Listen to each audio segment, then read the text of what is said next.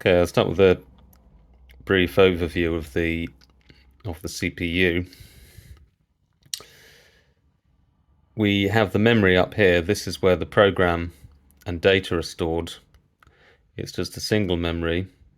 There's no separate program and data memory. And that's 16 bytes worth of RAM. So we have the RAM address going from 0000 to 1111, 16 bytes of RAM.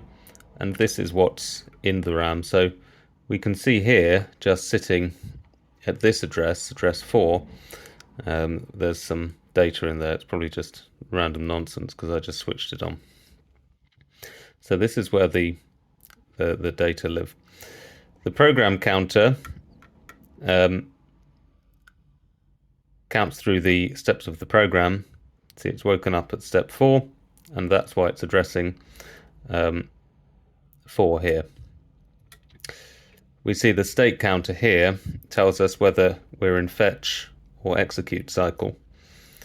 So the fetch light is lit up at the moment, which is why the program counter is addressing the RAM. And this says that on the next clock cycle, it's going to do the fetch cycle. And when it does the fetch cycle, so on the next clock cycle, the data that's in the RAM will be copied, loaded into the instruction register. Now each byte is organized where the upper nibble is the opcode, or the instruction, and the lower nibble is the operand, or any data. So when it's in fetch, the program counter points to the RAM address, and when the clock cycle goes, the data will be loaded from the RAM into the instruction register. I can do that. I mean, it's just going to be nonsense, but there you go. The clock, by the way, is down here. You can step it manually, so each time you press that, it will do 1 clock cycle. You can reset the system, which clears everything, or you can run it auto. We can change the speed, you see, with the dial there.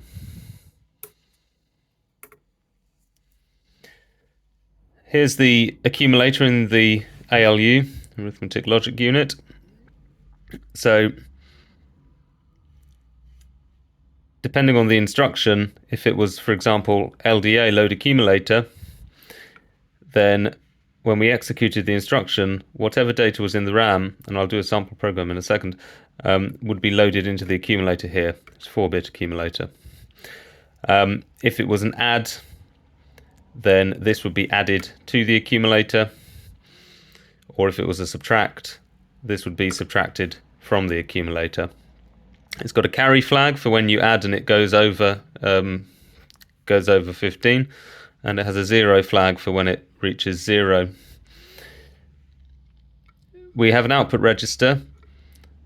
The output register will display whatever is in the accumulator on an out instruction. So if you run an out instruction, then the contents of the accumulator are copied back into here.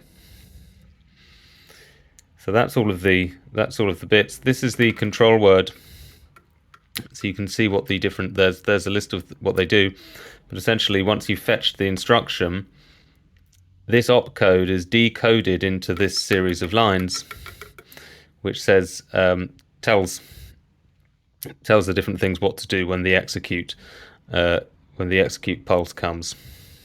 Okay, so whether it's a load accumulator or output accumulator or write RAM, etc.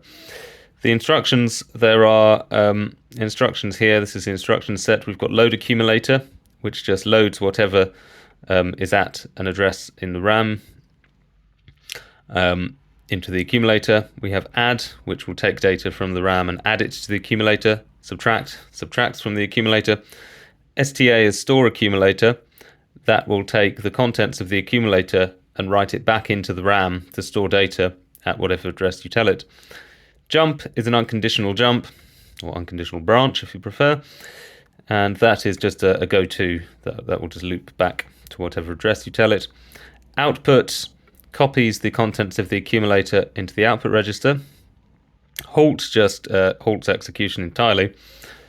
JMZ is conditional jump. jump if 0. So this will jump if the 0 flag is set. So it's good for making conditional loops, as is jump with carry. Okay, that will jump if the carry flag is set. Okay. I've got this basic program here, program to add two numbers. So I've written the addresses down the edge, 0 to F. I've done it in hex. You don't have to do it in hex. You could do it in binary. You could do it in decimal, 0 to 15. And then I've written the program in assembly language. So all the program does is it loads the accumulator with the data at E. So I've put some data here, 5, and some other data, 4. So the first instruction is going to load that 5 into the accumulator. The next instruction is going to add the data at F. So this will be 5 and add the 4 will give us 9. The next instruction just outputs that result to the output register, and the final instruction just halts execution. So all in all, this program just it loads 5 and adds 4 to it and outputs 9. So this is written in assembly language. We need to convert it into the actual binary to load into the processor. So we can use this here. We see LDA is 0001. So we're going to want 0001, and we want to load it with the data at E. So we want E here, 1110. The add instruction is 0010. So we want 0010, and we want to add the data at F. So we need to put F. 1111. So you see the first bit is the instruction, and then the second bit is the operand, the information for the instruction. The out instruction is 0110. And it doesn't have an operand, it's just output, so we can leave that as whatever. I tend to leave it as 0000, but it doesn't actually matter, it doesn't do anything. And the halt instruction is 0111. These are all on the thing. I just don't want to keep panning the camera back. Finally, the data. Now the data go in the lower nibble, so actually the upper nibble here doesn't matter. You can actually use a trick for if you've got loads of lines of code and you want to squeeze some data in. On instructions like this, you could actually hide some data in here. So we just want 5. So 5 in binary, 0101, and 4010. So here's our program. Okay, so now we're going to program it into the Mini 4. To program it, we need to switch to manual, we need to switch to program, and the programming all goes on up here. So this selects the address, and this sets the data you want at that address. So you set the address, set the data, and then you press write. I'm okay just using my fingers, but you can use a pen or a pencil or a little screwdriver or anything small enough. So the first line of code, we're at address 0. So I've got it set to address 0, and you see that's showing address 0. Should be 0001. So 0001, 1110, 1110. So that's 0001, 1110. That all looks good, so I'm going to press write. You see that's now written into the RAM, 0001, 1110. Now I'm going to set the next line, so I'll change it to address 1, see 0001, and that instruction is 0010, so 0010, 1111, 0010, 1111.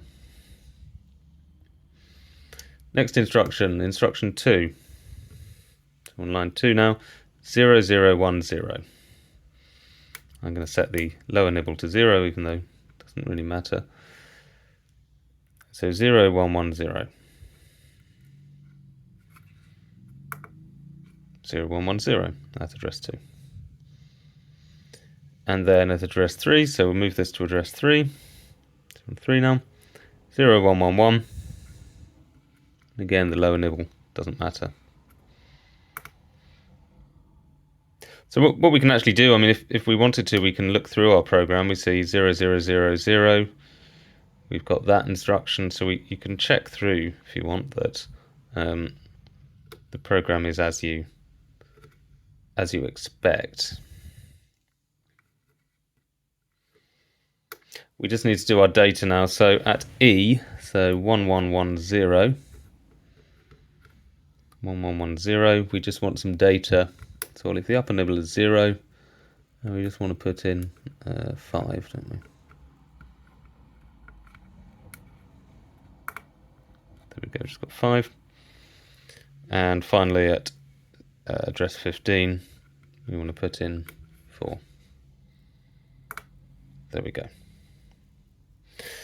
Okay, so now we can run the program. So if you keep that set to manual, switch it to run, it's in run mode now. When you press reset, it will reset the program counter, the state counter, and the accumulator. So we'll just do that, and you should be able to see the lighting's a bit bright in here, but you can see it's in fetch there, and the program counter's at 0, and the RAM address is therefore at 0. So we're pointing to our first line of code, which we can see is load the data at E. So let's see what happens when we press step. It's in fetch, so it should fetch that instruction. So we should see this jump into here, which we do. So you see the opcode is load accumulator with address E14. So this is changed to set up the instruction, and you'll see the RAM address is now pointing to where our data are. There, 14. Okay. Because that's this AI that changes where the RAM gets its data from. So it's pointing to our data, it's pointing to our 5, and it's an a load instruction. So when I press step, you'll see this is execute. It's going to execute this instruction. It's going to load that data into the accumulator. And there it is. Our 5 is now in the accumulator.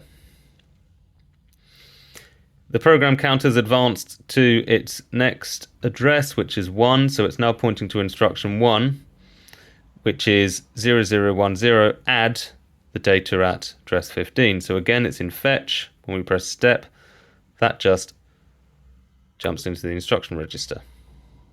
Okay. Add data at 15. The RAM is now pointing to address 15. There's our data. When we execute it, that will be added to here. So that's 5, add 4, we should get 9. So 1001 with any luck. There it is. We're now on instruction 2, which is output. So again, fetch it. So that's loaded into there. And this is just the output instruction. So when it's executed, this should jump into here. And there it is. We're back in fetch. This is the halt instruction, so we'll fetch it. When we execute this, it will just stop executing the program. So this is now halted. See the halt lights come on. It doesn't matter how many instructions I give it. I mean, it inhibits the clock, so the program won't run unless we reset it. So we could reset it. In fact, we could run the program manually and we could just see it do the result. There's the result. Let's do that one more time. There we go. I was going to look at one more program, just to look at the looping. So this is just a program to count up in 2s. So I'm gonna program this in while I talk through it. At address 0, we've got load F. So address 0, we're just loading the accumulator with the data at address F, which is 2. So we've just loaded it with 2. Instruction 1 is output. So we just want to output the accumulator. We're going to output that 2. Instruction line 2 is to add the data at 15. So to add that 2 back in. And then instruction 3 is a jump command, an unconditional jump, unconditional branch, which will just send it back to line 1, the output. And then right down at line 15, we've just got some data. Okay, so I've just programmed that in. So all this is going to do, it's going to load the accumulator with a 2, output it, add that 2, jump back to there, output that, add another 2. So it's going to count up in 2s. And let's reset, set it to run, and we should see it do its work. So there's our first one. Load into the instruction register. It's moved to that address. We're going to load the 2. So when we execute it, yes, it's loaded a 2 into there. Next instruction, an output. So when we execute, that should jump into here, which it does. Next instruction is the add. So load that. It's pointing at that 2 again. And it's added. See, we've got a 4. The next instruction is the jump. Okay, so if we load this into the instruction register, there it is. Okay, and it's telling us to jump back to 1.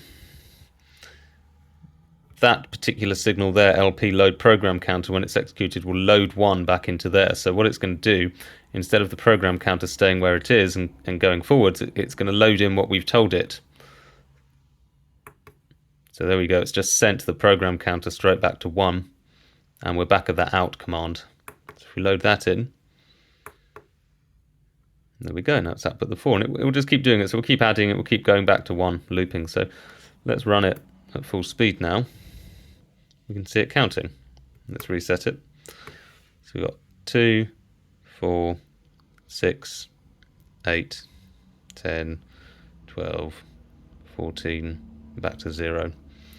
You can see how the accumulators an instruction behind here because it's getting added and then it's jumping in there. How quickly will it run? That's how quickly it goes, maximum speed.